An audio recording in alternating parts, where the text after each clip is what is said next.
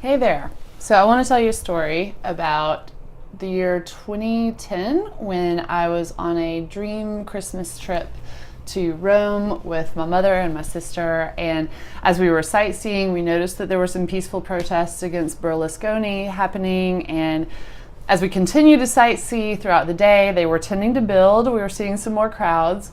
And by the end of the day, we were looking for the Pantheon, and we started to notice there were some riot police, and we could smell some tear gas, and there was broken glass, a few smashed storefronts. And we started to go, this is getting a little weird, and maybe it's time to just head on back. So as we started to get more and more nervous, we actually started to see some real riots happening, and it was a little scary. And at one point, my sister looked over at me, and I was smiling, and she was like, "Why are you smiling?" And she was really annoyed with me. And I said, I've done a lot of solo travel in my life, and these crazy moments happen, and, most of the time you're going to be absolutely fine, but it's just going to end up being a great story. We're never going to forget this trip. And she was like, "Well, that's great, Jane, but get me the hell out of here." She was like, not having it. So anyway, we locked arms, we started to look for the metro. We avoided the broken glass. A few people ran around us, but everything, there were a few more adventures, but anyway, everything ended up being fine.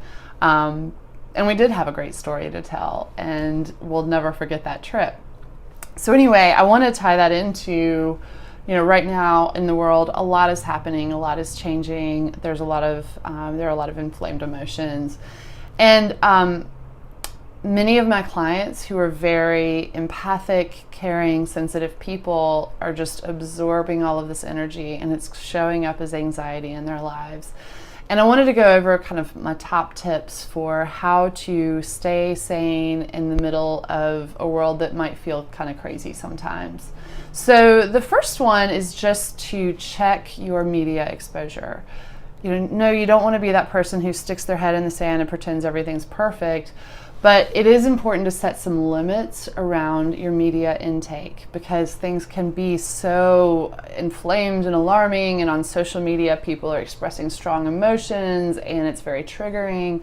So maybe set a timer for how long you're going to be on Facebook, or you could look at newspapers instead of watching the news where there's the dun dun dun music and everything's super stressful, or listen to the radio, or but basically set some boundaries around how much you're taking in, because it can get overwhelming. I have one client who just gets a weekly digest of the week's news at the end of the week. That's one way to do it. So the next thing I want you to think about is how you want to be involved and engaged in the world. The good thing about all of political change and everything that's happening is it forces us to get back in touch with what's important to us and what our values are, and that's good. The bad news is that sometimes we can get so overwhelmed and anxious that we get paralyzed and we don't even know where to start, and a lot of people feel like, oh my goodness, I have to solve all of this, and they get paralyzed that way into doing nothing. Or on the flip side, you might do a Facebook post or send off a tweet and feel like you actually did something huge, and then not actually engage because it feels like you did something.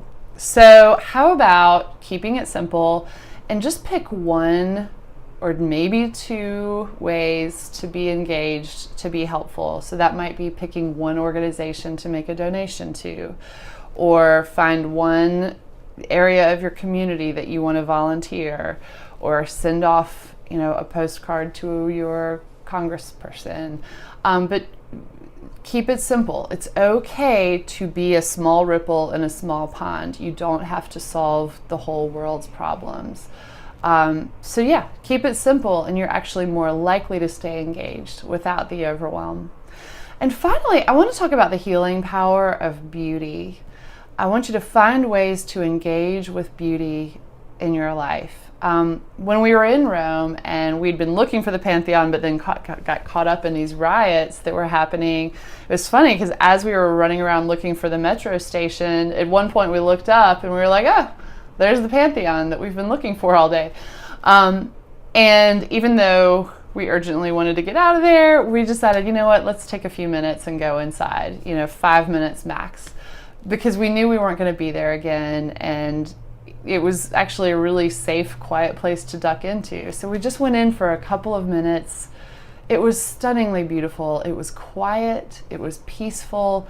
It's ancient. And just to be in this place that's been around forever, and to just take in the beauty and this beam of sunlight that was coming through the middle of the building, it just kind of hit the reset button, and it calmed us. And it was a reminder of beauty reminds us of what's eternal, and that even when the world feels like it's going crazy, this too shall pass. And it's just healing to the soul. So if you are feeling anxious about the state of the world, I really want to encourage you to go look at some good art, or maybe even some bad art, or listen to some really beautiful music, or go out into nature and contemplate and pray. Just find a way to engage with beauty. That can also include cooking a really good meal. But there's something very soothing and healing and eternal, and it's just a balm for the soul. And it can help us kind of balance out and become human again. So what I want you to just think about before the video ends is just really quickly, what's one thing you're going to do today, no matter how small, to engage with some beauty? And feel free to share this video or to comment. And if you're feeling stressed out about the world and you're feeling yourself absorbing it, feel free to get in touch with me, and maybe we can work on reducing that anxiety. Thank you so much for your time. Safe travels, and be in touch. Thanks. Bye.